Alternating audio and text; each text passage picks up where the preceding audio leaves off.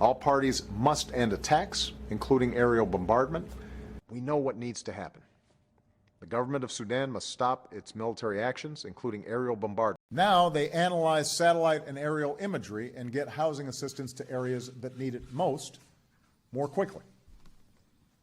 And you are doing your part, supporting the aerial refueling that keeps our aircraft in the skies and the airlift that moves our people and equipment into place.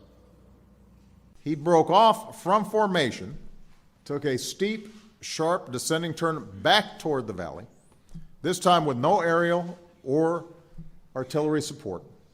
A lone helicopter heading back in.